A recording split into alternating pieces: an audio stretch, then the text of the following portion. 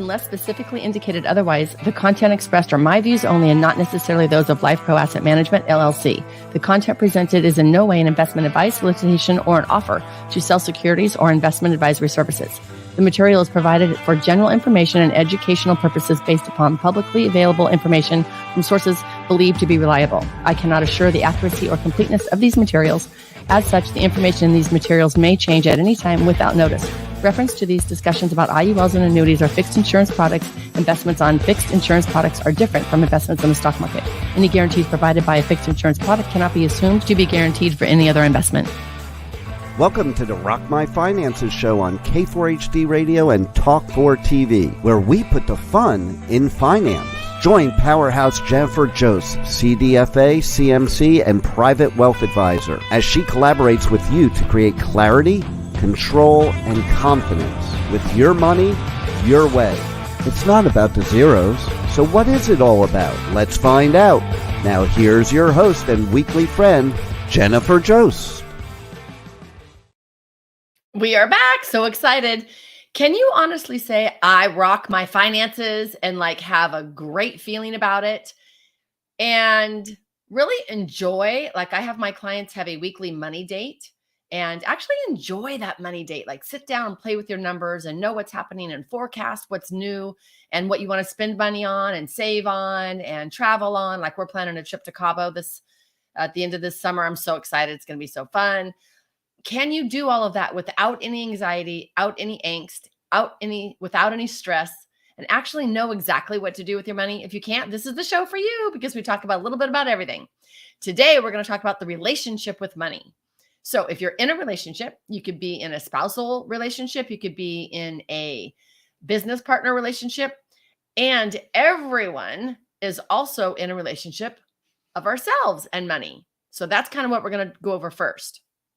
I don't know about you, but I can definitely shame and blame myself and just negative talk on a daily basis. And I catch myself when I say, oh my God, I'm so stupid. If I forgot my keys or I forgot this or whatever. And I'm just such negative self-talk. So let's all make a pact that we are going to watch our negative self-talk and make sure that it's positive.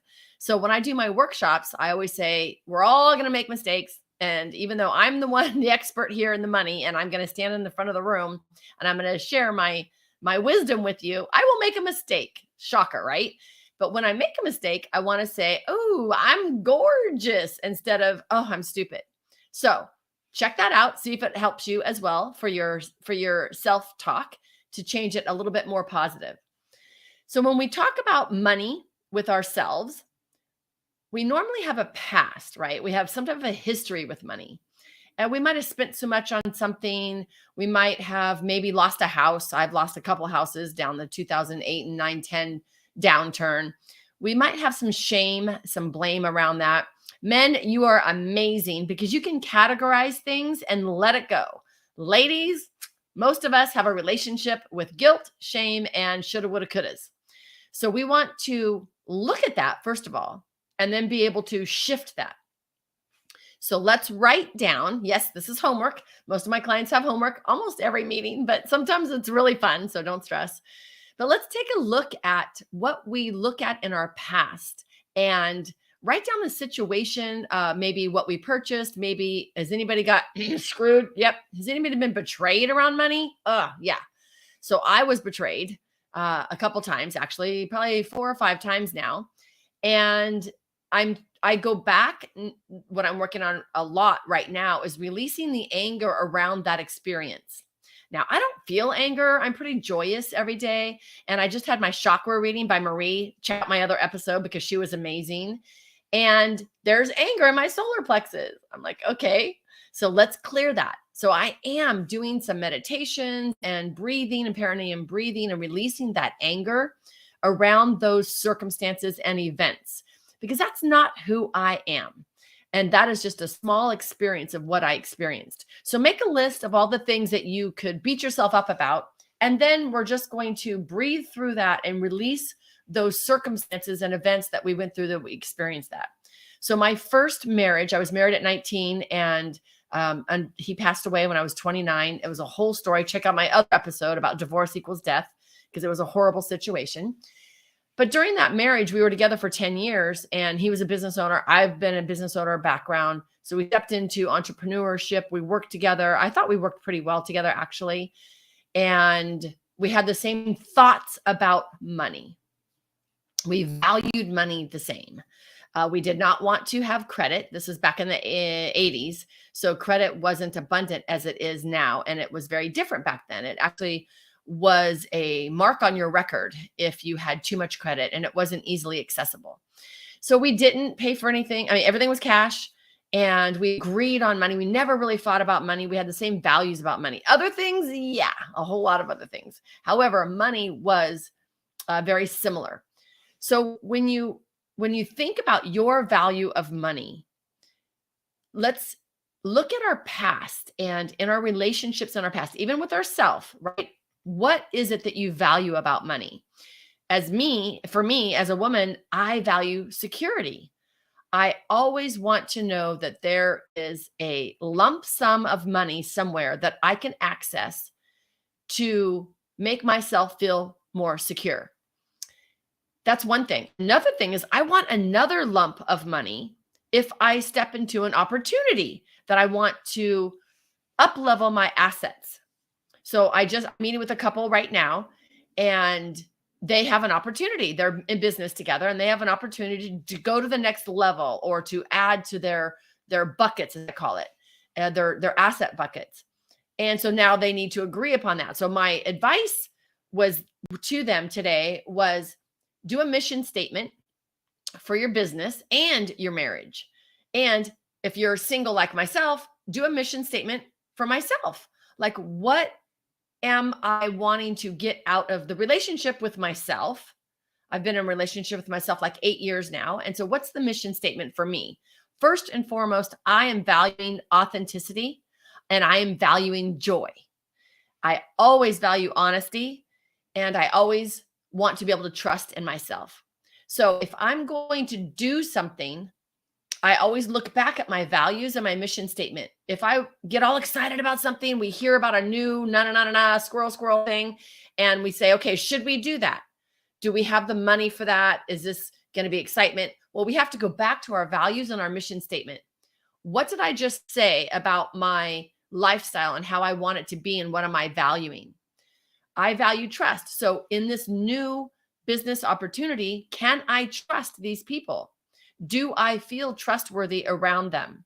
Does it make my heart sing to actually be able to step into that next opportunity? Always tie it back to what is your intention for your business and your lifestyle and yourself before you say yes to anything. So the recommendation is to have a mission statement, even if you're single, have it for your household. Me and my cat, Luna, we have our own mission statement of our lifestyle, which is, for me, joy every day, being able to trust myself, being able to up level my lifestyle, and whatever that means. I'm at the point now in my life that if it doesn't bring me joy, I'm not going to do it. So even a new program or even a new business opportunity or meeting people, like I just met amazing people. Desiree Hall, I just met. She's amazing. I'm going to have her on the podcast as well. So we're talking about things, and I love being with her. I trust her. I feel aligned with her. So do you feel aligned with your next people? Do you feel aligned with maybe like me? I've had many coaches and mentors throughout my career. Stepping into another business opportunity right now, do I feel aligned with them? Well, in business, my first and foremost is client comes first. I am here to give my clients a white glove luxury experience. I am a concierge advisor. I want to make sure that I can have it done for you or done with you, depending on the price point. But I want to make sure that you are enjoying this experience with me. And in my coaching program, it's 100% money back guarantee, because if you're not enjoying the relationship with me, I'm not going to take your money, because money is energy to me. Money is just energy, and it's a gratitude energy. So I always want to make sure that we're both enjoying. Now, I've never had to do that.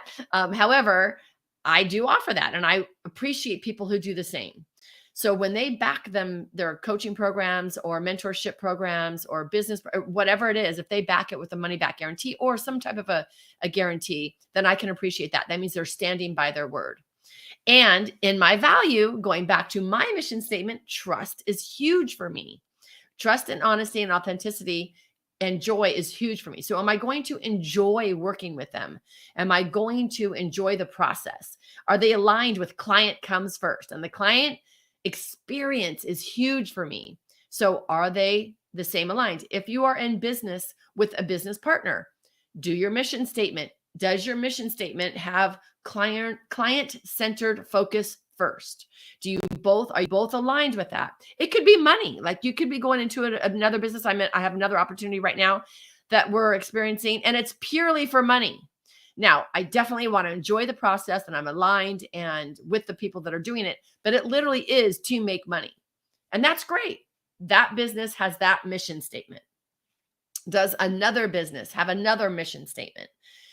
And what is your intention out of all of these different businesses and opportunities?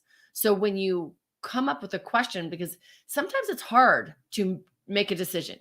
Do I buy this? Do I trust this? And if you're stuck in there, you might just let a lot of opportunities go away because you're afraid to make that jump. So if you have a outlined mission statement, an outlined value system, and it's updated on an annual basis or a semi-annual or even every 2 years, then you can always go back to that when it comes up to you. Okay, do I need an assistant? Do I need more salespeople on my sales team? Going back to your mission statement. I have a client now that mission statement is stress-free. That's number one thing, only wanting stress-free. So if she were to add to her team, she is going to bring on more people to manage, which brings on more stress. So if she's valuing less stress over more income or revenue, then she might not want to up level right now. Then shift to next year. Maybe she does want more revenue, which definitely means we have to increase our sales team in order to bring in more revenue. So it always goes back to your mission statement and your values, and they can change. Yes, we have, honesty, integrity, trust, joy is always my values. But each circumstance could have a different mission statement on either making more revenue, building more security, what we want the outcome for that circumstance to be. Then it's kind of a no-brainer. What is your intention for that experience? Then if this checks off to bring into the attention that you want, then it's clear yes. And I always want my clients to be a hell yes or a hell no. And even coming into my program, I talk with them and I either want it to be a hell yes or a hell no. If you're wiffly waffly, we are going to stay on the phone. I do not want you to make a decision without me in the room, either on Zoom or on the phone. I want to help you be a hell yes or a hell no, whatever fits for you right now. So maybe you can implement that as well. That might be helpful for you. Buying a car, buying a couch, buying a shirt, expanding your office, up-leveling opportunities, meeting new people. Do you want to go into affiliate workshops with them? Do you want to do an affiliate agreement with them? And when you do that, that's great.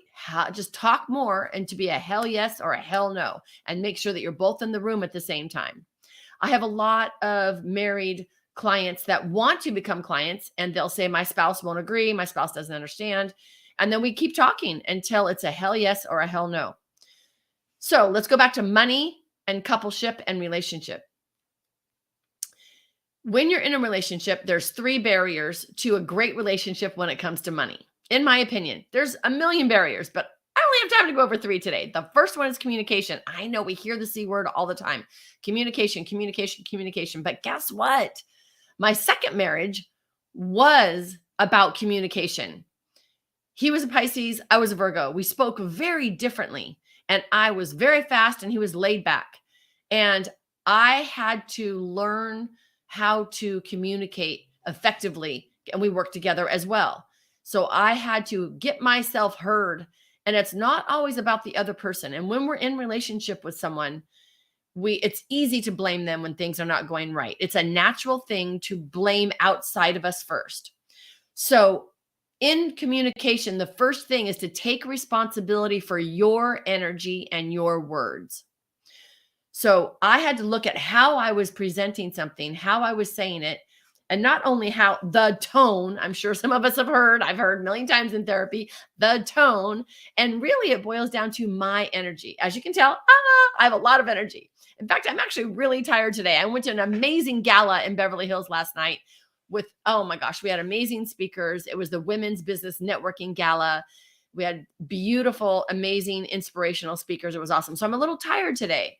I know you can't tell because I'm kind of excited about this, but I have to watch my energy and match who I'm speaking with.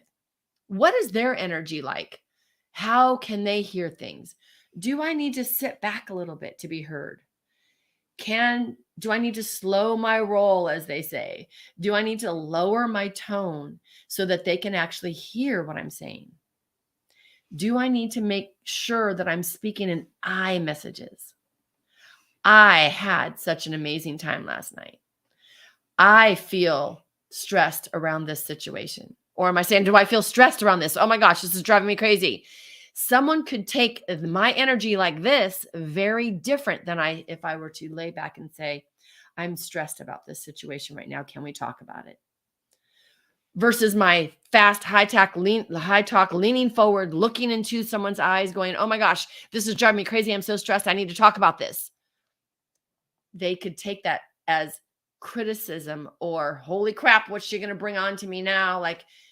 It's my responsibility to be aware of the energy and the tone and the smile or not smile and how I speak and how you're hearing me. And as we've all heard, tone is only a certain percentage versus our body language and our eye contact. And me, when I'm not smiling, I mean, I feel like I have a total lift in my voice, but looking at my face right now, I absolutely do not. I can kind of look pissed off. We always hear about the resting bitch face. So it's my responsibility to smile, turn up my corners of my mouth so that you hear and see. I actually am really happy. I want to talk about this stressful item, but I'm really happy about it. So, number one in communication, be responsible for your energy and your words. It's so easy to say, well, he did this, she did this. Even raising kids, we can always blame someone else. So if we just take responsibility and say, oh, I actually do care about this person and I do want them to hear me. I do not feel heard. And I want to make sure that I'm getting my point across the way I really mean it and effectively so that they can actually hear it from their heart on how I'm really meaning to say it. And even if I'm not really articulating it appropriately, I want them to know it's coming from my heart and not my bitchiness out of my head. I hope that makes sense for you. So, number one in communication, be responsible for your energy and how you say it. Number two, be vulnerable. Be okay with saying, I'm totally screwing that up. I'm not saying that correctly. I need to go back and say, I apologize for how you're hearing it. And I apologize for my excitement and my tone. It might come off differently than how I really mean it. And this is how I'm really trying to say it. I am sorry if I'm coming off crazy and critical. I really mean I'm feeling uncomfortable. I'm feeling less secure. I'm feeling judged. And I'm feeling this way so that I want to be able to share it so that you can hear it, so that when you respond to it, I can hear it. You might have heard of mirroring back, right? So I love to say, so what I hear you say is, because I'm wrong and I'm really good at this and I'm wrong. And so I want to be able to say, oh, okay, what I hear you say, because what their words are saying and what their body language is saying and what I'm perceiving could be very different. And this is all according to our history and our background. We could have had another person say something a different way, and we're thinking and perceiving something different from this new person. But we are looking at it like, well, if this was so-and-so from back then, our brain automatically goes to our file cabinet. And when they said yes, they really meant no. And when they said no, they really meant yes. So I'm perceiving you saying something very different.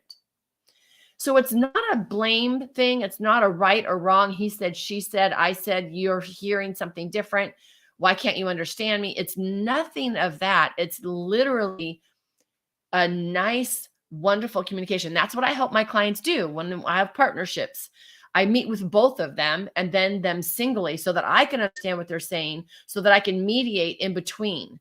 It's so helpful to have a mediator in communication because we can speed up things so quickly. You can fester on something. I can literally clean up 5 years of crap in just a few sessions and get them on the right track on how to say what your partner needs to hear for you to feel heard and to get shit done. Like, really, it's all about actions and behaviors. And if our partners are not doing the behavior we want them to do, we take it personally. Like, we might take it in all crazy places, like they don't care about me, I'm not good enough. We could take it to all of our wounds, right? And it's just not true. It might be just because they're not hearing it the way we're saying it, or they're not hearing the priority that we're saying it as. So we need to have them hear our value system so that they can see when I'm saying, I'm hearing you say that's not important to you, and it's really important to me. I'm hearing you don't care about me. I feel not heard and valued in this relationship. Isn't that way better than saying, well, when you said this and you did this, it made me feel horrible and I'm pissed off about it? It's very different. So communication is huge. Number one, be responsible for your own communication. Number two, be vulnerable. It's okay to go back and say, I feel hurt. I feel wounded. I feel afraid. I'm not secure. It's okay to say that. Number three, in communication, it's okay to want to hear how the other person needs to hear things and change your communication so they can hear it. A lot of people will say, well, this is who I am, and that's just too damn bad. Well, it is kind of damn bad if you want to have a good relationship with this person.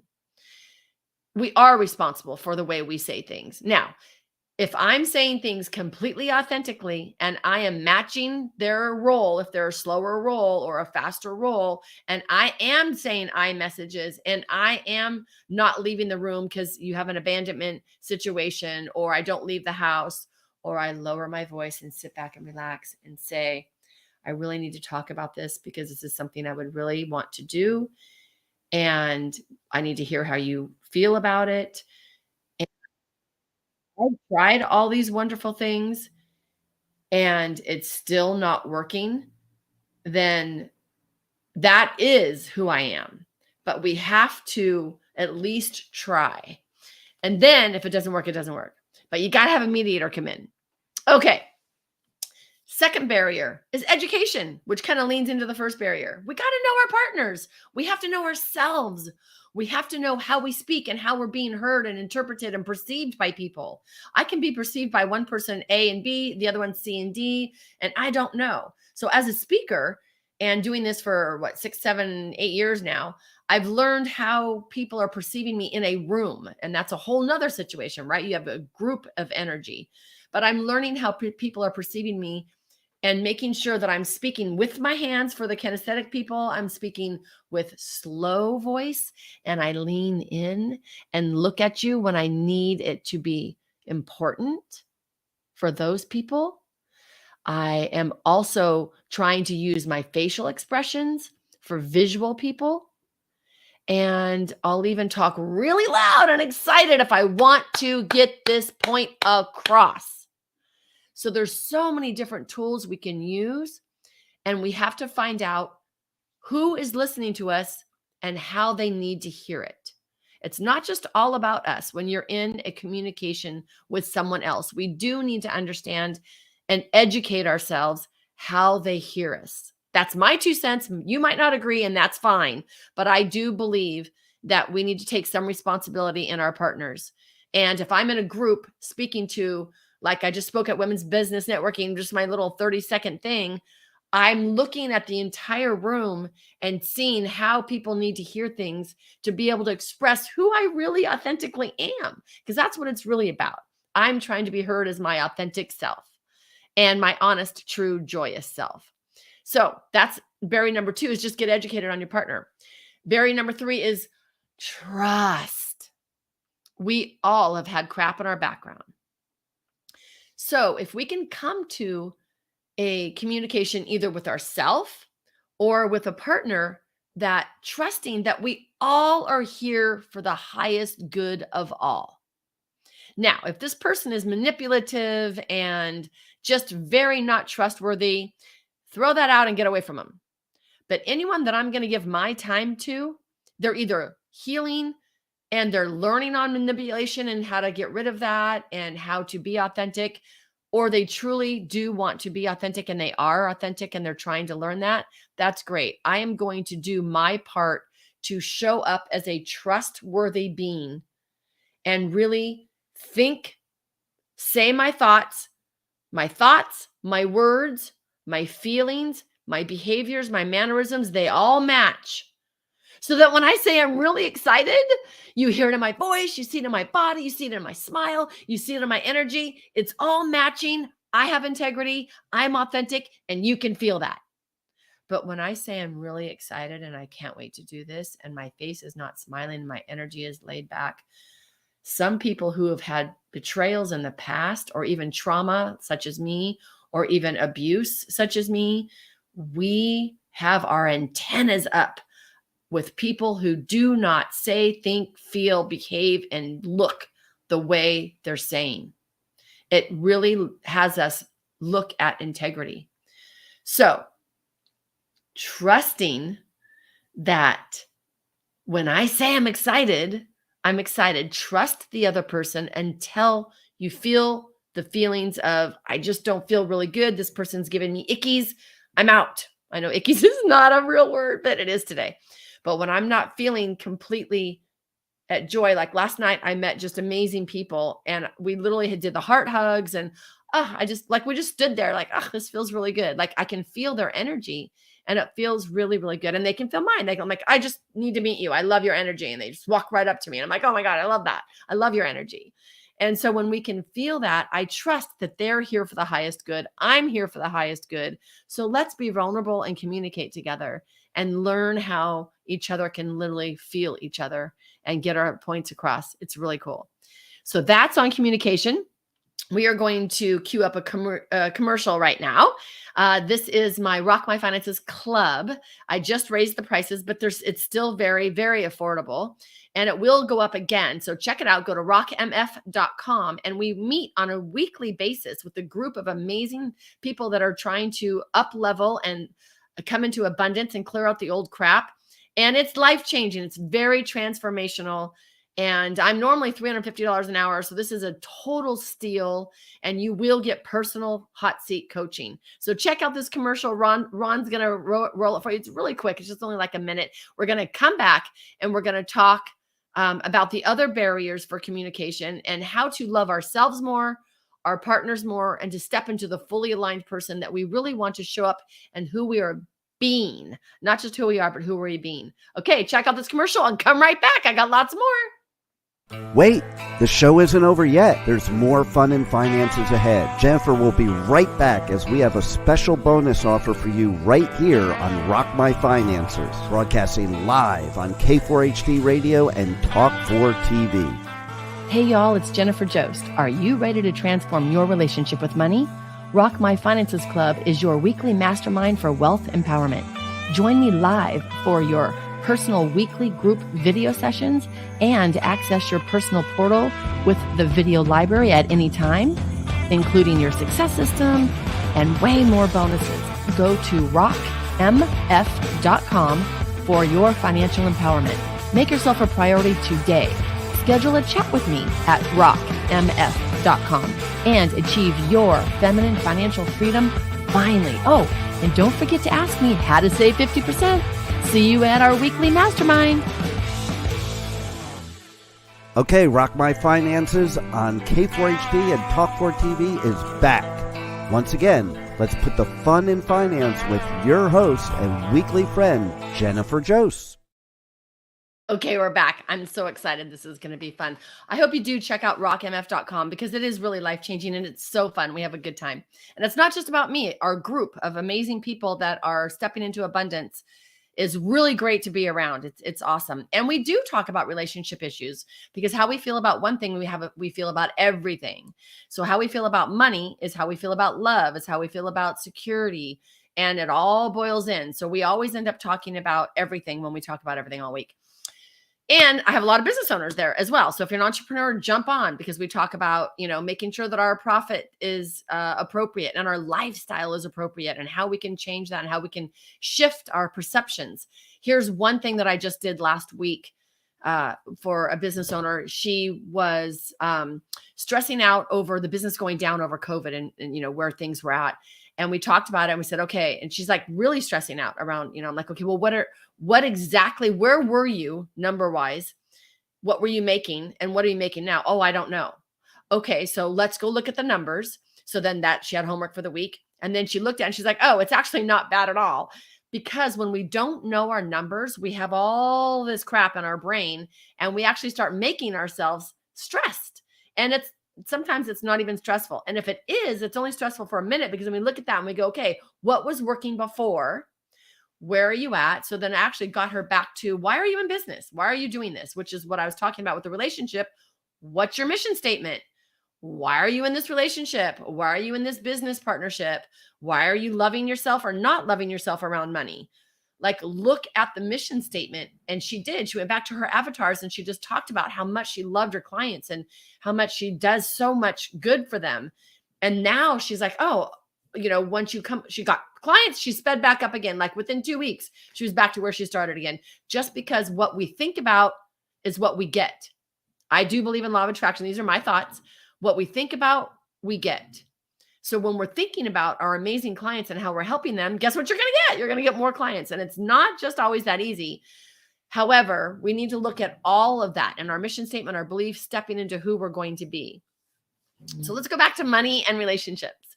So sometimes we can judge ourselves. So, as simple as I actually got this from Juliet. I told her I was going to talk about this. Check out other broadcasts with Juliet as well. She's amazing. She's on some other episodes. And she was just saying, even when you go out to the restaurant with friends or family or your partnership or spouse or whatever, and tipping at the restaurant. Do you like to tip a lot? My daughter and her boyfriend are in the restaurant business, or my daughter was in the restaurant business. He is. So we are generous with our tips. And I've been a financial advisor for many years, and I've had a lot of clients who are in the restaurant business. And way back when they changed the tax structure to tips you didn't have to claim tips. When they changed that to where not only do you have to claim them, they're already adding, I think it's 15%, I'm not sure, but they're already adding an automatic amount to your taxable event, regardless if you make those tips or not, which I think was crazy. That changed their entire world in the service industry. So when we're tipping, it is really going to their family. So I like to have my couples, when I have my couples in on couples coaching, or even just the financial advising side of things, when I'm working with the couples together, we talk about this. We have weekly money dates. And if you're in a partnership, you each have your own money date and then come together once a month for a couple's money date, so that you actually are talking about the goals and dreams and where we're putting money next and where our buckets are and all of that. And we talk about our values and alignment. And do we tip 15%, 20, 25% when we have abundance that month? Like I'm going to have like a $45,000 month coming up. And so when I have a big month like that, I feel abundant and I want to give.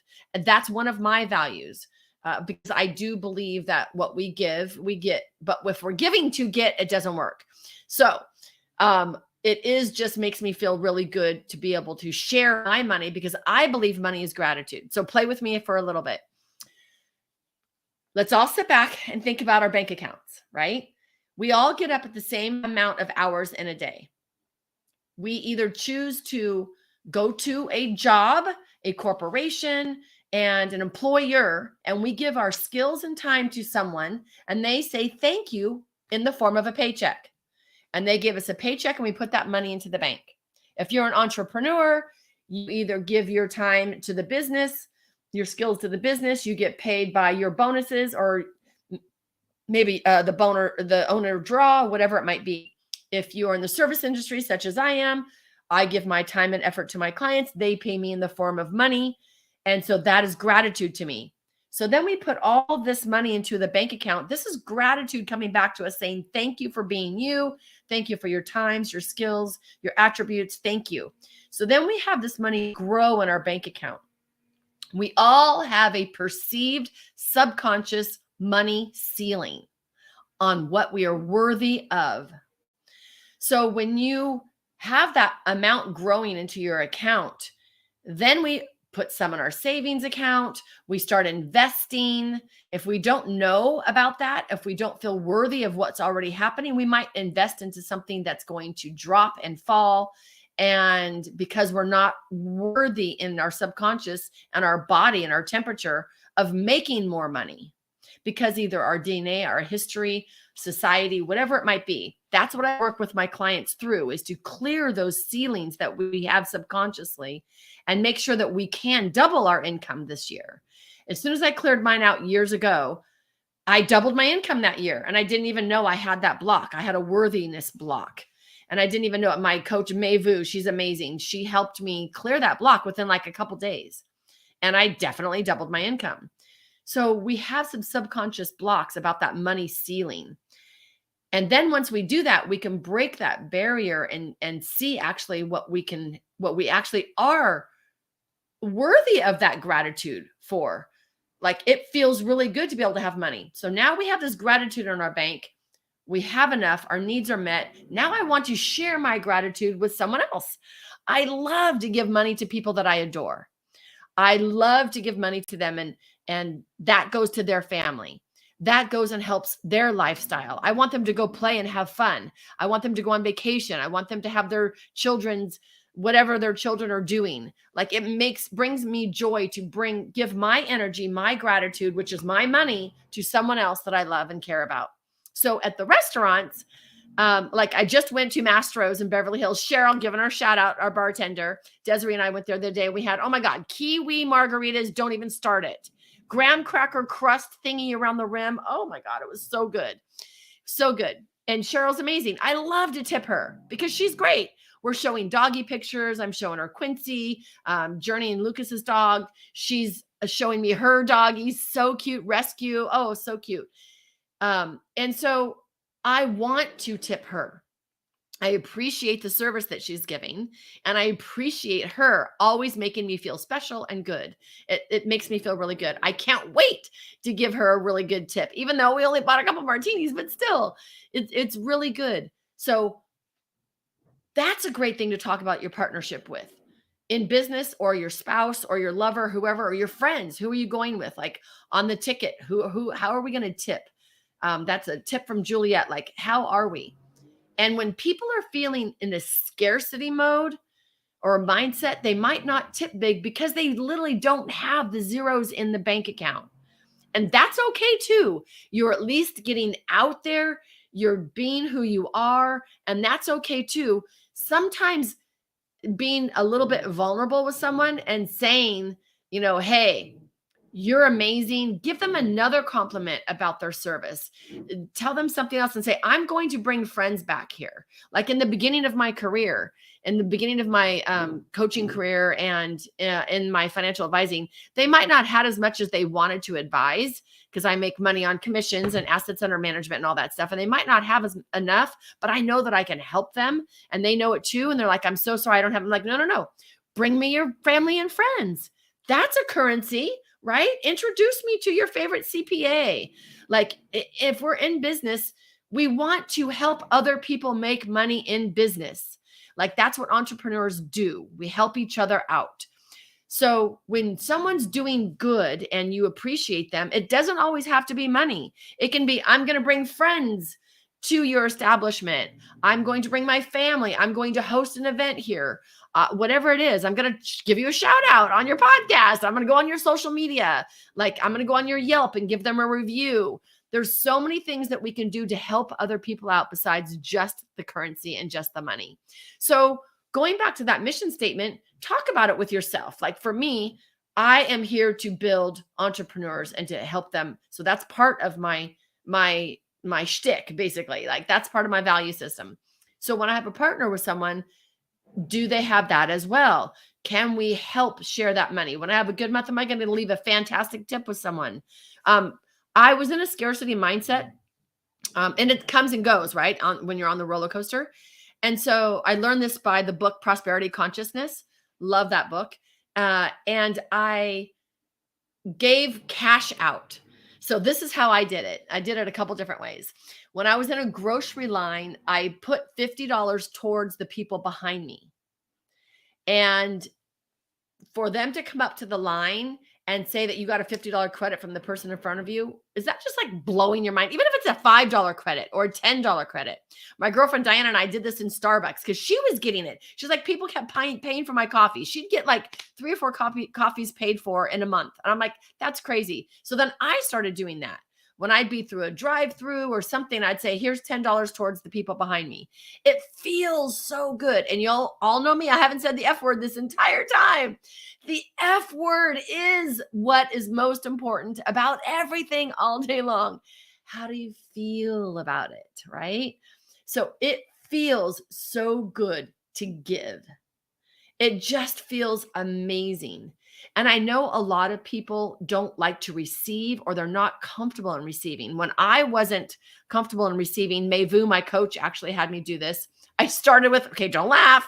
I started with letting people open the door for me. Oh my gosh. Are you that crazy person? I'm carrying my purse, my briefcase, a shopping bag, and someone says, here, let me get, oh, no, I got it. Like, what the heck is that? I got it. No.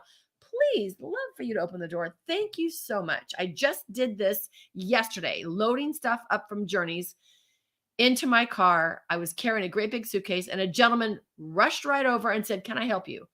Absolutely. Could I have done it? Totally. Did he help me out so much better? Yes. And he got to give. So let people give. Receive. It's okay for your partner to bring you a cup of coffee. It is okay for your partner to open the door for you. Male, female, gender, whatever, doesn't matter. Chivalry is not dead no matter what gender you are or identify with. It doesn't matter. It's nice to have somebody open the freaking door for you. It's nice to have somebody carry a package for you. It does not matter. So with that said, give and receive. Like it's okay to receive. And when we're in that receiving mode, how does it feel? The F word, like I'm putting my hand on my heart right now. It feels scrumptious when somebody wants to give and I can receive and just say thank you. It's hard. And I know we always want to give, oh, this old thing. And, oh, I forgot I have my pink thing. So Petalyn gave this to me, my friend, and I received it because it's pink and sparkly and I love it. I love it. I love sparkles. I love all of that. So let yourself receive. And when you're in a relationship with someone, find out what their love language is so that you can give them love the way they perceive it. So my third marriage, another one, was another awesome marriage. These men have all been amazing. Now, of course, I had tragedy and all of that, but still, he was still an amazing person. He just had a mental breakdown, huge mental breakdown, to say the least. In my third marriage, we were both type A. We were both get things done, get her done. It was really fun. We raised our kids together for 10 years and we agreed on money. We agreed on a lot of different things and it was great. Parenting styles as well. And our communication had to be a little bit different because we were always so fast and going. And so how I perceived love by quality time and touch. If you've done the 5 love languages test, it's free online. Check it out. And it's awesome. And I needed touch. I needed to sit down, even if it was just to sit down and watch TV, hold my hand, cuddly, whatever. He gave love by acts of service. I am not that at that point, even though you would think I was, because I was a single mom in the house, 5,300 square foot house, a pool, stuff needed to get done. I had cars, I had employees, I had 2 businesses, like it was crazy, 4 houses, the whole craziness. And so he would always do things for me, but what I really wanted him to do is sit down and watch TV with me. And he was not a TV person. And so we came to a compromise. So the beginning of the time together that we would cuddle, because that's how I felt connected and safe. So I had to be vulnerable enough to say, or even knowing myself well enough to say, nope, I need downtime. The first evening together, we need to cuddle. I need to touch. I need hugs. I need to talk. No, right? So then the rest of the weekend, you could do acts of service and I won't feel not loved. When he's working his ass off for me, doing everything he possibly can, showing his love, and I leave from the end of the weekend going, okay, he doesn't even care because I didn't get quality time and touch. So knowing how your partner perceives to be cared for, even in business, I want, if I have staff, so like Renee was my staff, whatever, she was my total partner for years, love her. And I had to know how she felt cared for. And she felt important because none of us could be in business without our staff and with our support. And we were literally 50-50. And so she felt important by letting her make decisions and just giving her certain things and letting her run with them. She did not want to have to run everything by me. And she just wanted to handle things. So I had to be vulnerable and trust enough to where I had to share who I am. This is who I am. This is my bottom line, client centric. They come first, no matter what. No. When the other advisor before her was different on a certain way, and she would want to have the clients do some of the stuff. And so we were opposite. So we had to talk about that. This is how I would want this done. Now just do it. Then I trusted, right? Then I got to trust. Now you just do it and run with it. And she felt important because she was extremely important in the business. The clients loved her. I loved her. I'm such a good advisor, retired her early, just saying, I take all the credit, just kidding, but still. And I miss her to this day. She's still a client, love her to death. And I had to learn how she needed to have that conversation. So even in business, take the time, take the relaxed time to hear, receive how people need to be cared for. I hope that makes sense. I hope you've enjoyed my rambling today. This was not planned, totally spur of the moment, threw all this together, and just from a lot of questions that I've had from clients and how we can make you joyous. I do know that when I'm working with couples and partnerships, that they do need to be heard individually and then together as a couple. And having a mediator explain sometimes how the other person feels, a therapist, a coach, whatever it might be, it's so helpful for them to hear how another person is perceiving what you're saying so that there's no shame and blame out of it, because we all perceive and hear things differently. Everybody take a breath with me. I love it. In through the nose, out through the mouth. Really relax. And sometimes when you're hearing and speaking with someone, put your hand on your heart so that you can actually hear them.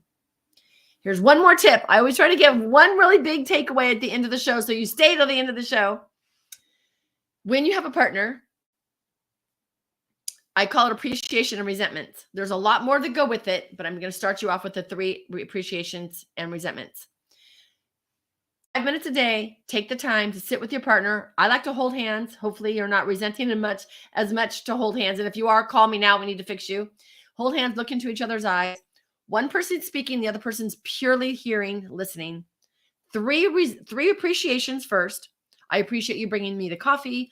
I appreciate when you did the laundry yesterday. I appreciate when you go out on this date with me, whatever it is. And then 3 resentments.